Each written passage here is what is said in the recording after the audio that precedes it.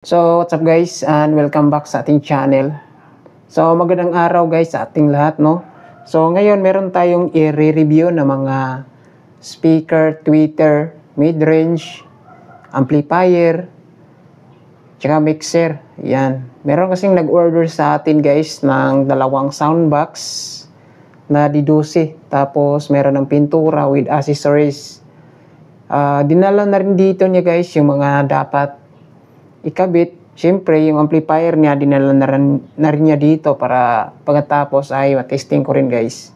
Ayan, so papakita ko sa inyo guys itong mga item na dinala niya dito para naman meron kayong idea sa ganitong klase ng mga lagyan na lang natin mga speaker or mga gamit. So, samahan niyo ko guys and let's go. So, ito guys yung dinala dito ni Bossing, which is yung speaker niya is Crown, model is PA1240 na instrumental. Ayan, instrumental speaker.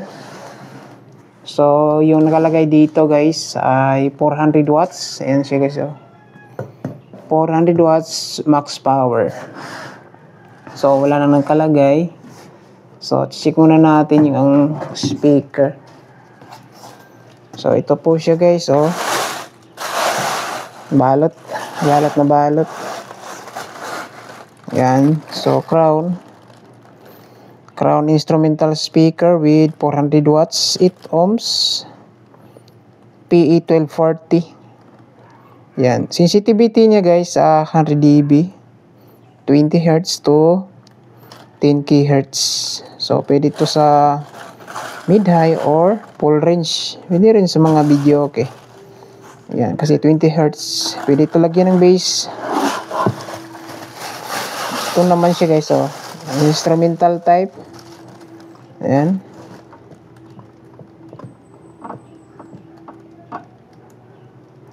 Ayan. So, okay naman. Testing na lang natin to pag nabuo na yung box. Pagdating sa kanyang pigtail, okay naman. Kailangan natin solda dito guys pag magkakabit na tayo ng wire. Ayan. So dalawa po ito na Crown, 400 watts. Tapos ito naman yung kanyang tweeter guys, yan.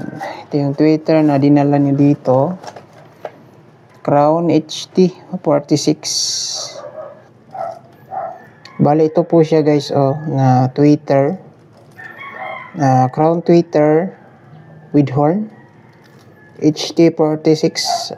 Mayroon siyang 150 watts max. Yung power range niya guys, 80 watts lang to 150 watts. Naka 8 ohms po siya. Ayan. So, dalawa rin ito kasi pares kasi ito guys. Tsaka ito naman yung kanyang mid-range. Bale, drinowin ko lang guys yung kanyang magiging box pagkatapos ito yon. Ayan. Pinakita ko sa kanya yung drawing natin. Na ito yung design. Pwede rin may itabi yung tweeter and mid-range. So mid-range pala to guys na Crown, Pro HM 515M, 100 watts nominal, 150 watts naman yung kanyang max. Ito yung kadalasang ginagamit sa mga video, okay. Ayan. So, pag mid-range mga guys is naka-sealed po yan. Walang butas. Mayroon pa siyang pre na capacitor. Yan. Crown mid-range Pro HM 100 watts. Nominal 150 watts yung max. Yan. So, ito yung mga speaker niya na gagamitin natin pag nabuo na yung box. So, meron pala siyang dinala dito guys na amplifier which is Sakura AB735. So, yung nakalagay sa carton is 700 to 1,300 watts. Yan. So, ito yung gagamitin natin sa sound check pag matapos na. Yan. So, marami naman nakakita na nito. Ito yung old version. Walang Bluetooth, tsaka walang USB. Yung latest, yung UB siguro is merong Bluetooth and USB. Yan. Tapos, meron din siyang dinala dito guys na mixer. Tsaka mga speaker wire. Ayan. Yung mixer niya guys ay Yamaha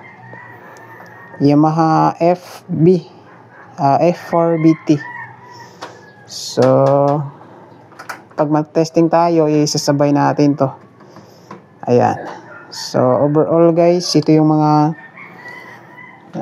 item na dinala dito para pagbalik niya is pick up na lang niya guys para direct na tutunog. Ayan. So, yan guys yung mga unit ni bossing, no? Crown lahat. So, baka na lang natin guys, mabuo na natin yung project natin. So, maraming salamat, tsaka God bless.